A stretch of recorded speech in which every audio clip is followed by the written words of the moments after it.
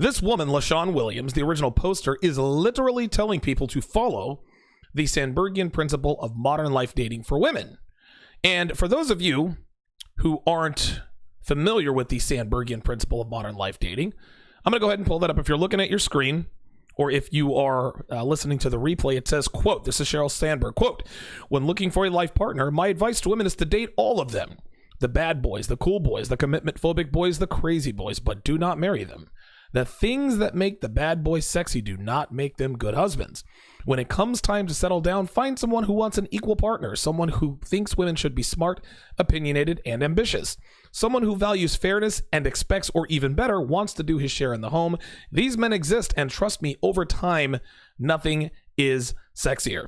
So, in a nutshell, Sheryl Sandberg is telling women to sleep around in their 20s and then settle down with men who want to do housework and who, quote unquote, adore strong, ambitious, corporate-driven women, right? This is alpha fucks beta bucks. You sleep with all the alpha males, all the cool boys, the bad boys, the commitment-phobic boys, the crazy boys, and when you lose your sexual attractiveness, when you are no longer able to attract those kinds of men, then you settle down with someone who wants an equal partner, who thinks women should be smart and opinionated. And she says, these men exist, and trust me, over time, nothing is sexier.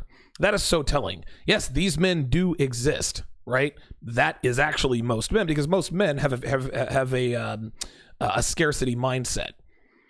But then she says, trust me, over time, nothing is sexier. See, where Sandberg leads girls astray.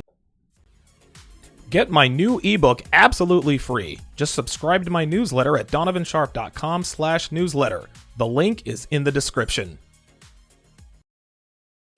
Is that she is saying that nothing is sexier, assuming that you can still attract the bad boys, the cool boys, and crazy boys. No. The reason why this becomes sexier over time is because those become your only options. The cool boys, the commitment-phobic boys, the crazy boys are not going to find you attractive when you're 30, right? They wanted you back when you were 22 and 23 and young and childless and hot. But when you're in your mid to late 30s, the bad boys don't really want you anymore. So, of course, these men exist, and trust me, over time, nothing is sexier. Yeah, over time, nothing is sexier because over time, those become your only options. But let's take a look. Let's take a look at what there we go. Let's take a look at what she's actually saying. So this right here, this is the equivalent to LaShawn Williams saying that there is nothing more physically beautiful on this earth. What she is saying, Williams, is that black men are just good for aesthetics and sex and really not much else. Even though she's married to one, she says there are plenty more financially, intellectually, and emotionally stable options, meaning white men. Those are those stable options she's talking about. Translation, there are more attractive options out there. Well, Donovan, aren't black men attractive? This is a great question, but you have to understand, this is a little bit of Red Pill 101 here. There is a difference between attraction and arousal. They are two very different things. The things that make a man attractive are not the things that make him sexually arousing. This is exactly what Sandberg meant when she said the things that make the bad boys sexy do not make them good husbands. So the things that are arousing are not attractive, right? A man who makes $60,000 a year, has a 401k, benefits, owns a home, drives a Honda Accord, and has a great credit score, that man is attractive. A man who is tall, has washboard abs, tattoos, a square jaw, and a 5 o'clock shadow, and rides a motorcycle, that is arousing.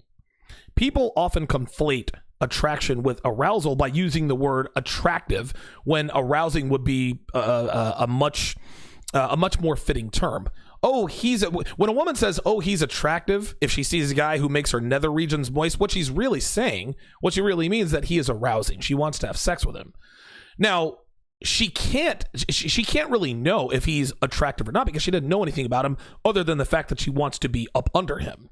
Now, of course, women aren't going to say, I'm aroused by him or he's arousing. Now, sometimes they come out and play and say, listen, I'd let that dude do whatever he wants to me, right? Because we've used the word attractive in place of arousal for so long, it actually sounds kind of funny, so we use the word attractive. Now, some people use the word sexually attractive, which is another way of saying arousing.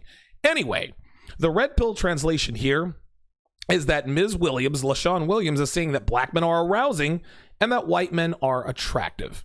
Okay, again, this is alpha seed, beta need. This is the dualistic strategy of the feminine imperative. So